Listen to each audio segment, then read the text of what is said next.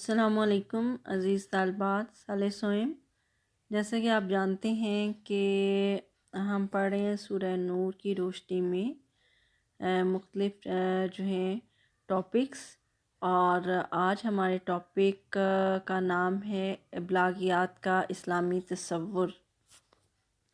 سب سے پہلے ابلاغیات کا مفہوم جو ہے وہ دیکھتے ہیں کہ ابلاغ کا جو ہے ماضی ابلغا یبلغو سے ابلاغ مصدر ہے، ثلاثی مزید فی سے ہے، اس کے معنی ہے پہنچانا، اور پھر اس سے مراد ہے کسی رائے، نقطہ نگاہ کو، پیغام کو یا حکم کو ایک جگہ سے دوسری جگہ اور ایک شخص سے دوسرے شخص تک پہنچانا۔ گویا ابلاغیات سے مراد وہ ذرائع ہیں جو ایک بات کو ایک جگہ سے دوسری جگہ پہنچانے کے لیے استعمال ہوتے ہیں۔ اس سے مراد ریڈیو، ٹیلی ویژن، اخبارات، رسائل اور جرائد وغیرہ ہیں۔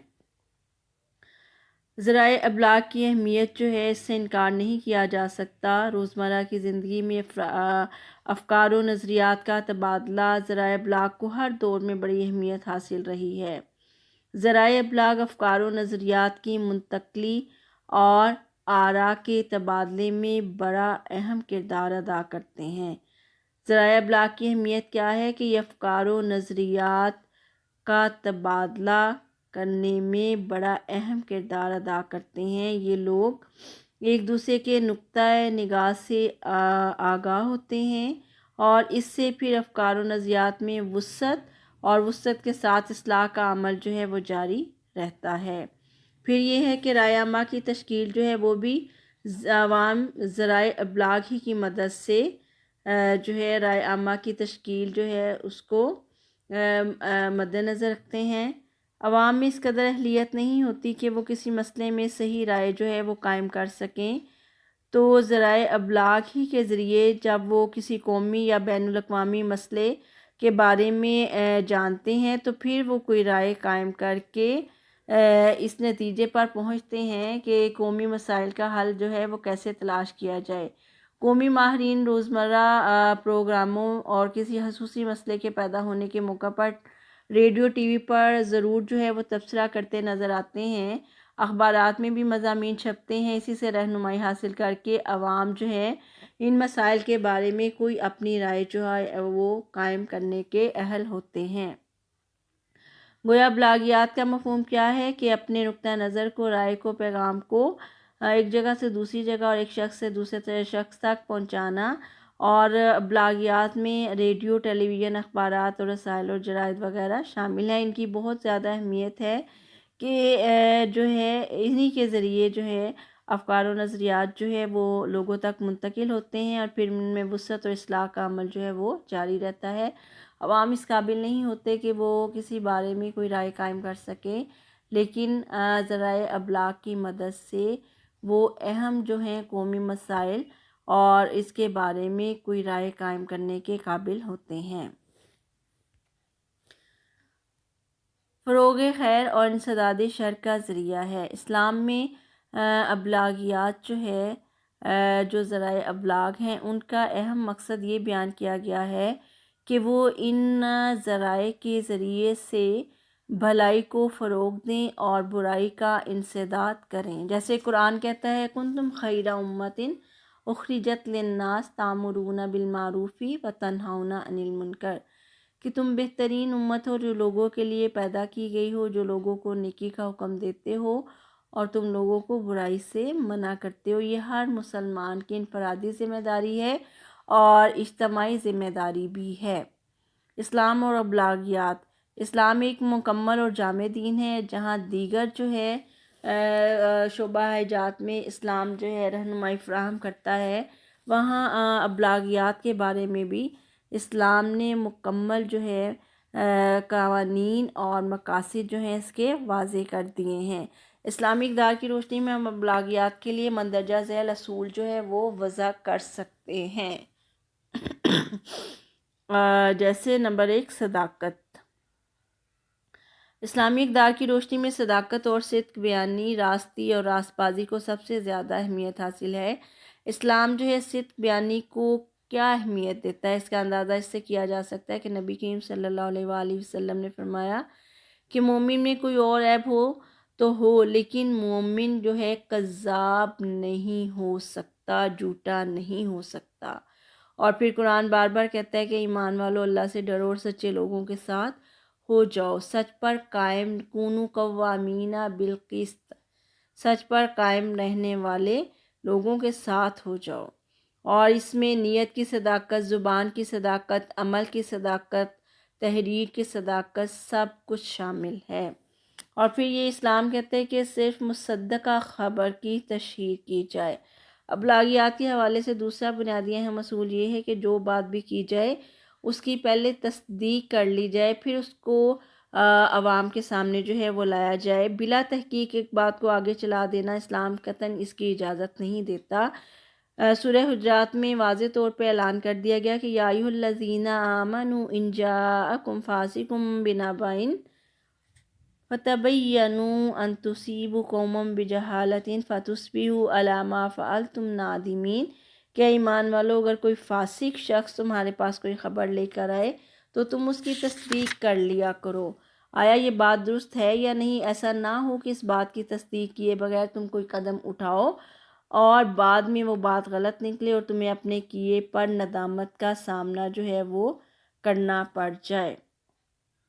اور پھر نبی کریم صلی اللہ علیہ وآلہ وسلم نے فرمایا کہ من کذب علی متعمدا فلیتبوأ مقعدہ من النار، کہ جس شخص نے میری طرف کوئی جھوٹی بات منسوب کی وہ اپنا ٹھکانہ جہنم میں بنا لے۔ تو دوسرا بنیادی اصول جو ہے ذرائع ابلاغ کا بنیادی مقصد کیا ہے کہ کوئی بھی خبر جو ہے بغیر تصدیق کے شائع نہ کی جائے، اس کی تشہیر نہ کی جائے۔ اور پھر یہ کہ اخلاقیات کو جو ہے وہ ہر صورت میں مد نظر رکھا جائے، جو بھی نقطہ نظر جو ہے وہ پیش کیا جائے اس میں اخلاقی گھراوٹ جو ہے وہ کبھی بھی سامنے نہ آئے۔ اس لیے قرآن یہ کہتا ہے سورہ حجرات میں یہ واضح قوانین جو ہیں اصول بیان کر دیے گئے کہ یا ایھا الذین آمنوا لا یسخر قوم من قوم عسیٰ ان یکونوا خیرا منہم ولا نساء من نساء عسیٰ ان یکن خیرا منہن ولا تلمزوا ولا انفسکم ولا تنابزوا بالالقاب، کیا ایمان والو ایک قوم کسی دوسری قوم کا مذاق نہ اڑائے؟ ہو سکتا ہے کہ وہ قوم اس مذاق اڑانے والی قوم سے بہتر ہو، نہ کوئی عورت کسی دوسری عورت کا مذاق اڑائے۔ ہو سکتا ہے کہ جس کا مذاق اڑایا جا رہا ہے وہ دوسری سے بہتر ہو۔ ایک دوسرے کو اشارے یا زبان سے طعنہ نہ مارو، ایک دوسرے کو برے القاب سے مت پکارو۔ تو ان خبروں کی تشہیر کے وقت جو ہے کسی ذرائع ابلاغ کا یہ مقصد نہیں ہونا چاہیے کہ کسی کا مذاق اڑایا جائے، کسی گروہ کا، اور چاہے وہ عورت ہو چاہے مرد ہو، اشارے سے زبان سے طعنہ زنی نہ کی جائے، نہ ہی کسی کو برے القاب سے پکارا جائے۔ پھر یہ کہ بدگمانیوں سے اجتناب کیا جائے۔ ہمارے ابلاغیات کے نظام میں اس بات کو بڑی اہمیت حاصل ہے کہ لوگ جو ہیں دوسرے گروہوں کے پیچھے یا حکومتی اداروں کے پیچھے یا عام لوگوں کے پیچھے اس بات کی ٹو لگانے میں لگے رہتے ہیں کہ کوئی نقص جو ہے ان کا ہاتھ لگے اور وہ اس کی تشہیر کر سکے۔ اسلام اس کی اجازت نہیں دیتا۔ یا ایھا الذین آمنوا اجتنبوا کثیرا من الظن ان بعض الظن اثم ولا تجسسوا، کہ اے ایمان والو ایک دوسرے کے بارے میں بدگمانی سے بچو، کیونکہ بے شک بعض گمان جو ہیں وہ گناہ ہوتے ہیں۔ ایک دوسرے کی جاسوسی مت کرو، کسی کے عیبوں کا کھوج نہ لگایا کرو۔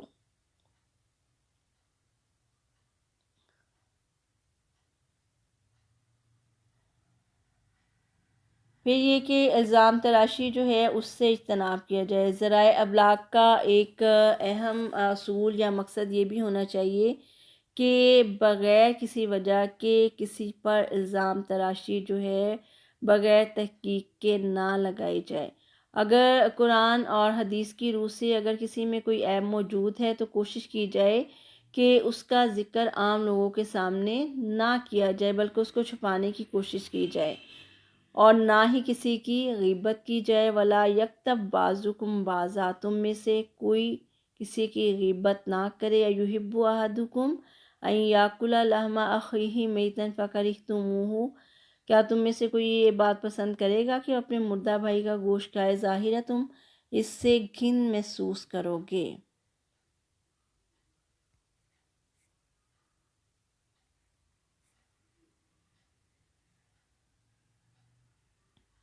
کسی کے عیب جو ہیں وہ نہ ٹٹولے جائیں، کسی کے عیب نہ ٹٹولے جائیں۔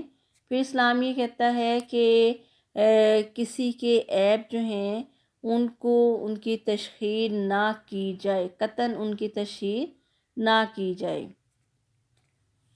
نبی کریم صلی اللہ علیہ وسلم نے ہمیں واضح طور پر جو ہے متنبہ فرما دیا ہے کہ کسی کی عزت اچھالنے کی بجائے یا اس کے عیبوں کے پیچھے پڑنا جو ہے وہ سنگین جرم ہے۔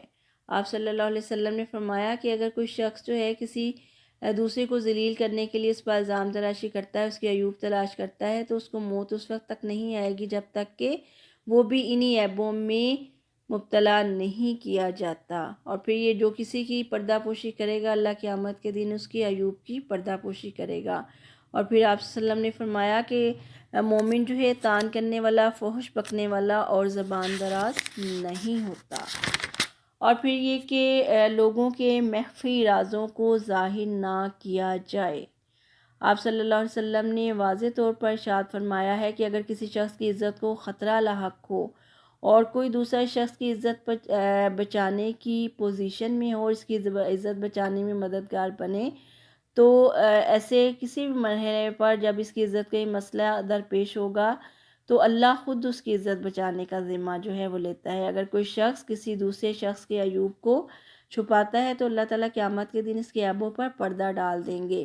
اور پھر یہ کہ نصیحت و خیرخواہی، اسلام کے ذرائع جو ہے ابلاغیات جو ہیں ان کا بنیادی مقصد یہ ہونا چاہیے کہ الدین النصیحۃ، خیر خواہی، دین جو ہے خیر خواہی کا نام ہے، تو گویا ذرائع ابلاغ کا مقصد بھی یہ ہونا چاہیے کہ وہ ہر ایک کے لیے خیر خواہی کے جذبات کو پیدا کریں اور کسی کے جذبات سے جو ہے وہ کھیلنے کی کوشش نہ کریں۔ خیر خواہی بڑا جامع لفظ ہے اور زندگی کے تمام شعبوں پر محیط ہے۔ اگر کسی کو رہنمائی کی ضرورت ہے تو اسے رہنمائی دی جائے، کسی فرد یا ادارے سے کسی غلطی کا ارتکاب ہو رہا ہے یا غلطی کا امکان ہے تو اسے بروقت غلطی سے متنبہ کر کے اس کی رہنمائی کی جائے، نہ کہ اس کی تشہیر کی جائے۔ اور پھر یہ کہ ظلم کے خلاف جو ہے وہ آواز جو ہے وہ بلند کی جائے۔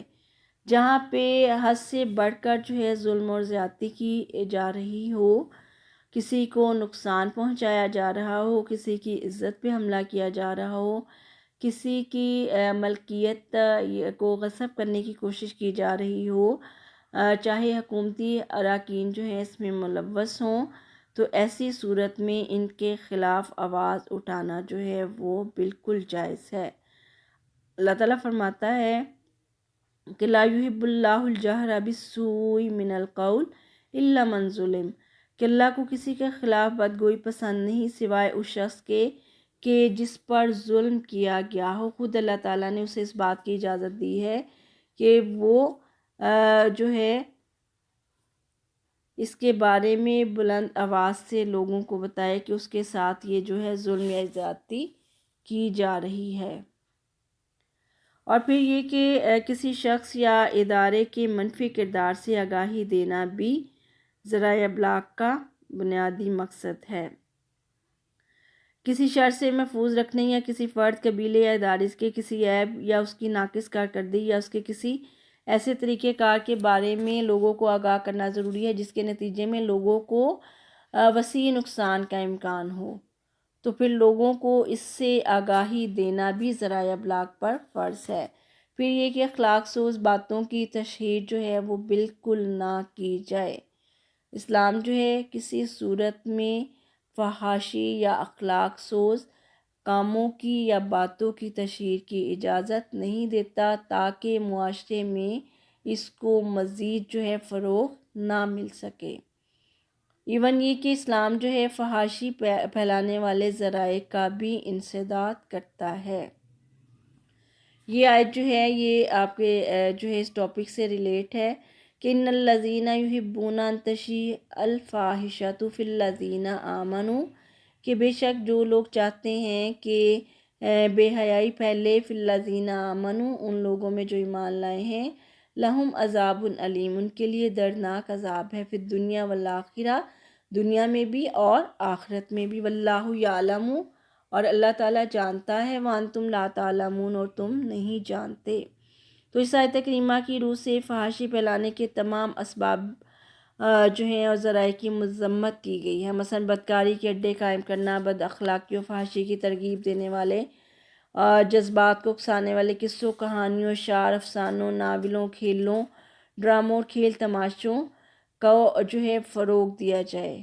کلب، ہوٹل اور وہ ادارے اس آیت کے ضمن میں آتے ہیں جن میں رقص و سرود اور مخلوط تفریحات کا انتظام کیا جاتا ہے۔ اسلامی حکومت اشاعت فحش کے سب ذرائع کا سد باب کرنے کی ذمہ دار ہے۔ اسلامی حکومت کے قانونی تعزیرات میں ان تمام افعال کو موجب سزا اور قابل دست اندازی پولیس ہونا چاہیے۔ سید ابو اعلیٰ مودودی فرماتے ہیں کہ 3 شیطانی قوتیں ہیں جن کی تسلیس آج دنیا پر چھا گئی ہے، تینوں ایک جہنم تیار کرنے میں مصروف ہیں۔ نمبر 1، فحش لٹریچر، متحرک تصویریں جو شہوانی محبت کے جذبات کو نہ صرف بھڑکاتی ہیں بلکہ عملی طور پر بھی زنا کا درس دیتی ہیں۔ نمبر 3، بعض عورتوں کا گرا ہوا اخلاقی معیار جو ان کے لباس اور بسا اوقات ان کی برہنگی اور سگریٹ کے اشتہارات اور مردوں کے ساتھ ان کی ہر قید و امتیاز سے ناآشنا اختلاط کی صورت میں ظاہر ہوتا ہے۔ یہ تینوں چیزیں ہمارے ہاں بڑھتی جا رہی ہیں اور ہماری اخلاقی اقدار کا زوال کا باعث بنی ہیں۔ پھر یہ کہ جنسی جرائم سے متعلق جتنے بھی خبریں ہیں ان کی تشہیر نہ کی جائے۔ حدود اللہ وہ سزائیں ہیں جن کا تعین اللہ تعالیٰ نے کیا ہے، لیکن یہ بھی رسول اللہ صلی اللہ علیہ وسلم نے فرمایا کہ اگر معاملہ تمہارے آپس کے درمیان ہو تو اس کو چھپانے کی کوشش کرو، لیکن معاملہ اگر تشہیر اس کی سامنے آ جائے اور عدالت میں معاملہ پہنچ جائے تو پھر حدود اللہ کو پورا نافذ کیا جائے۔ اس لیے جنسی جرائم سے متعلق جتنی بھی خبریں ہیں ان کی تشہیر نہ کی جائے تاکہ ہماری وہ نوجوان نسل جو ابھی اخلاقیات اور اقدار سے اس قدر واقف نہیں ہے، یہ نہ ہو کہ ان میں بھی یہ بدکاری کے تمام عادات وہ پیدا ہو جائیں۔ لہٰذا ان تمام قسم کے جرائم کی خبروں کو مخفی رکھا جائے۔ اور پھر یہ کہ گلیمر کلچر اور ہمارے ذرائع ابلاغ، ہماری نصف صدی کی تاریخ اس بات پر گواہ ہے کہ حکمرانوں نے ملک کو بظاہر خوشحال بنانے، افراد کو روزگار فراہم کرنے اور صحت و صفائی کے لیے تو کوشش کی، مگر پورے احساس و شعور کے ساتھ عوام کی کردار سازی کی فکر نہیں کی، اور گزشتہ 3 دہائیوں سے حکومت کا ہر ذریعہ ابلاغ صرف گلیمر ابھارنے کے لیے وقف کیا گیا ہے۔ گلیمر کے کیا معنی ہیں؟ نمائش، آسودہ خواہشوں کا ابھار اور نادیدہ خوابوں کا انبار وغیرہ۔ ہر چیز کی زیادتی بری ہے۔ رومانس اور موسیقی بھی کسی دور میں انسانی تہذیب سے جدا نہیں رہے، لیکن ہر چیز کی ایک حد ہے۔ ایک صحت مند انسان کے لیے جیسے خالص غذا کی ضرورت ہے اور بے وقت وہ اگر زیادہ خوراک وہ کھا لی جائے تو وہ زہر بن جاتی ہے، ایسی ہی مثال گلیمر کی ہے۔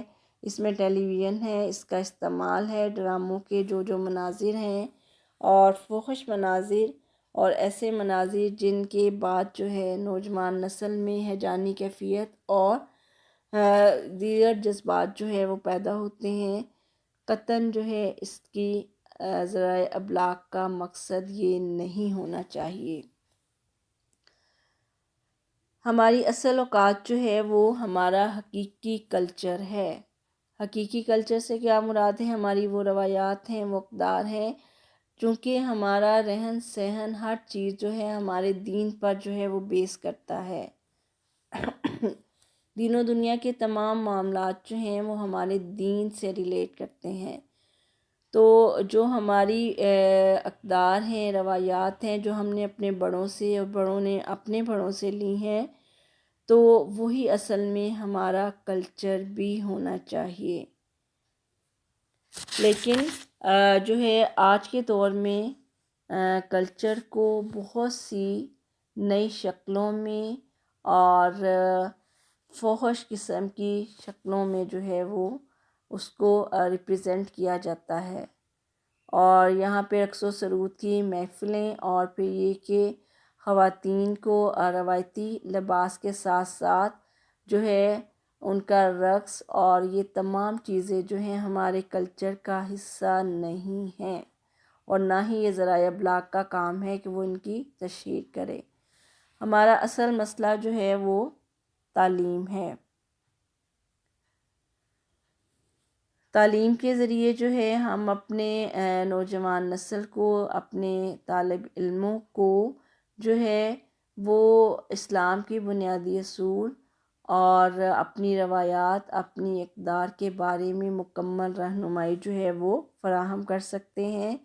ہمارے ذرائع ابلاغ جو موجودہ دور میں کام کر رہے ہیں، ان کا مقصد جو ہے وہی ہے جو یورپین کنٹریز میں عورت کے ساتھ جو ہے وہ عورت کی تشہیر کی جاتی ہے اور اس کو برہنہ لباس میں دکھایا جاتا ہے، اور جو ماورائے اقدار و اخلاقیات ہے، تو اسلام میں اس کی قطعاً اجازت نہیں ہے۔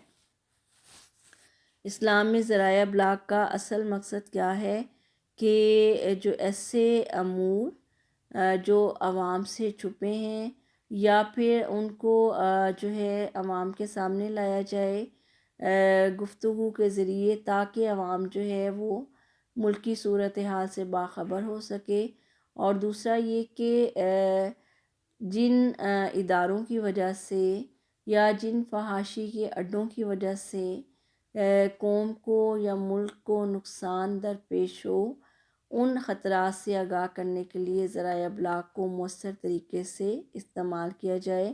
اور پھر یہ کہ ذرائع ابلاغ میں دین اسلام کے بنیادی اصول جو ابلاغیات کے متعلق ہیں ان کو جو ہے نشر کیا جائے، تاکہ نئی نسل جو ہے وہ اپنے آباء و اجداد کی اقدار و اخلاقیات سے واقف ہو، اور اسی علم کی روشنی میں وہ اپنی کھوئی ہوئی منزل کو دوبارہ حاصل کرنے کی کوشش کریں۔ صدق اللہ۔